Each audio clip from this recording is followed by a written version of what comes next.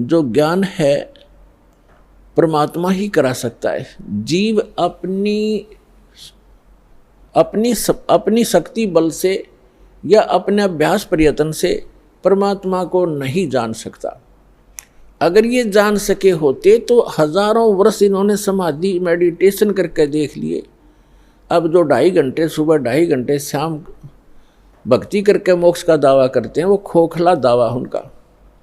हजारों वर्ष उन्होंने इस शरीर में खूब टक्कर मार ली और लास्ट में कह दिया गॉड इज फॉर्मलेस, परमात्मा निराकार है, परमात्मा का केवल प्रकाश देखा जा सकता। तो परमात्मा नहीं देख सके वह, परमात्मा का जो प्रकाश देखा है, तो परमात्मा बिना प्रकाश होगा किसका? वो तो ऐसा है जैसे ये शरीर है हमारा, ये ऐसा है जैसे किसी सरोवर तालाब के साथ में कोई मकान बना हो, कोई महल बना हो, और उस सूर्य का प्रकाश उस सरोवर के जल से रिफ्लेक्ट होकर, प्रतिबिंब होकर के, और उस मकान की किसी छत पर लग रहा हो, तो वहां उसका प्रकाश तो सूर्य का है, लेकिन वो सूर्य नहीं है। और कोई ये कहे ये प्रकाश तो सूर्य का है जो घर में हम देख रहे हैं, लेकिन सूर्य निराकार है, तो क्या वो बुद्धिमान व्यक्ति हो सकते? तो इस शरीर रूपी महल में उस परमात्मा का रिफ्लेक्टेड यानी प्रतिबिंब का जो बना हुआ प्रकाश है, प्रतिबिंब देखते हैं ये लोग।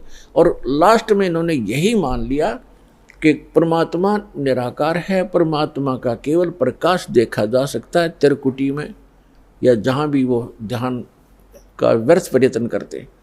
तो प्रकाश, परमात्मा बिना प्रकाश किसका हो गया वो? तो परमात्मा निराकार कैसे है जब उसका प्रकाश आपने देखा तो है कहीं वो? तो सूर्य को निराकार बताने वाले और सूर्य का प्रकाश देखने का दावा करने वाले वो बुद्धिहीन प्राणी है। यही यथास्थिति समझ लेना। इन अज्ञानी ऋषि, महर्षि और आज तक के जितने परमात्मा से अपरिचित संत हैं, उन्होंने यही थ्योरी बताई है, चाहे वो राधा स्वामी पंथ से संबंधित है, चाहे वो दंदन सतगुरु पंथ से, चाहे जय गुरुदेव पंथ से, और चाहे कोई अन्य जितने भी आज तक संत ऋषि महर्षि आप जिससे भी विचार सुनोगे, परमात्मा निराकार है। और जो निराकार और साकार दोनों स्थिति बताते हैं वो कति अनजान है। वो कहते हैं परमात्मा मूलतः तो वो निराकार ही है, लेकिन यहाँ साकार बन कर आता है, जैसे श्री राम और श्री कृष्ण रूप में। कोई बात हुई? फिर निराकार साकार अलग कैसे हो गया? तो साकार मानो या निराकार मानो उसको, तो दोनों स्थिति नहीं होती किसी वस्तु की। कोई नहीं कहे अंधा भी है और दिखे भी है, ये दोनों बात थोड़ी हो सकती है। अंधा तो अंधा ही है, उसको दिखता नहीं फिर, और दिखता है फिर अंधा कैसे? निराकार है तो साकार कैसे? वो साकार है तो निराकार कैसे? तो जिन महापुरुषों को परमात्मा स्वयं मिले अपने प्रयत्न से, पुण्यात्माओं, आज तक किसी ने भगवान को पाया नहीं। राज्य भी त्याग दिया, परिवार भी त्याग दिया, जंगल में वन में जाकर के गुफाओं में भी रह लिए, धुने लगाकर प्रयत्न किए, चारों तरफ आग बाल कर, और झरनों में खड़े होकर भी साधकों ने परमात्मा प्राप्ति का प्रयत्न किया, लेकिन ऑल इन वेन यानी सभी निष्फल रहे, क्योंकि उनकी साधना अकॉर्डिंग टू द शास्त्र नहीं थी, उनकी साधना शास्त्र अनुकूल नहीं थी, मनमाना आचरण था।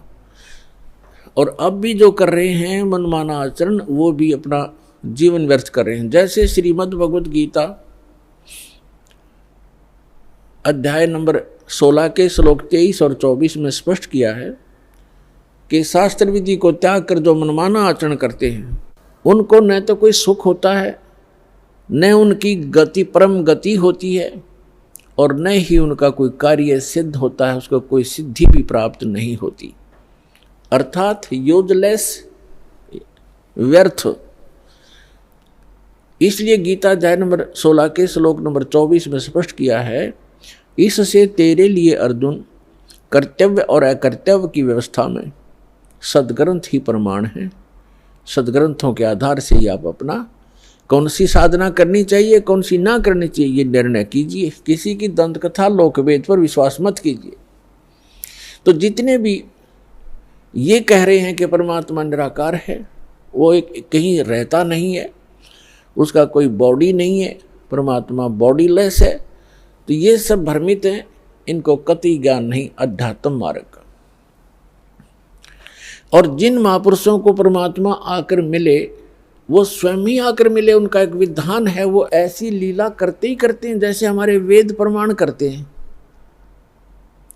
ऋग्वेद मंडल नंबर 9 सूक्त 86 मंत्र 26 और 27 में, ऋग्वेद मंडल नंबर 9 सूक्त 82 मंत्र 1, 2, 3 में, ऋग्वेद मंडल नंबर 9 सूक्त 54 मंत्र 3 में, ऋग्वेद मंडल नंबर 9 और सूक्त 94 के मंत्र 1 में, ऋग्वेद मंडल नंबर 9 सूक्त 95 के मंत्र नंबर 2 में, ऋग्वेद मंडल नंबर 9 सूक्त 96 के 96 के 16 से मंत्र 16 से लेकर 20 में, ऋग्वेद मंडल नंबर 9 सूक्त 20 के मंत्र 1 में, ऋग्वेद मंडल नंबर 9 सूक्त 1 मंत्र 8 और 9 में।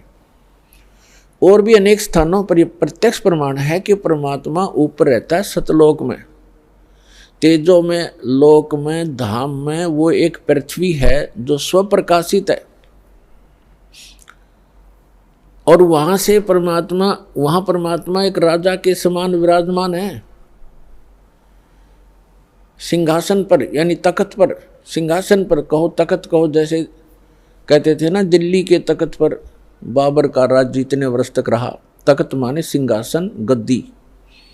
तो अनंत कोट ब्रह्मांड के कंट्रोलर के सिंहासन यानी तख्त पर वो परमात्मा राजा के समान विराजमान है और वहां से गति करके आते हैं, अच्छी आत्माओं को मिलते हैं और उनको यथार्थ ज्ञान कराते हैं, अपने से परिचित कराते हैं। वो लीला कबीर परमात्मा ने, अल्लाहु अकबर ने, सच्चिदानंद घन ब्रह्म ने की है, जो काशी में 120 वर्ष तक जुलाहे की लीला करके सहस्री राय थे, सहस्री चले गए।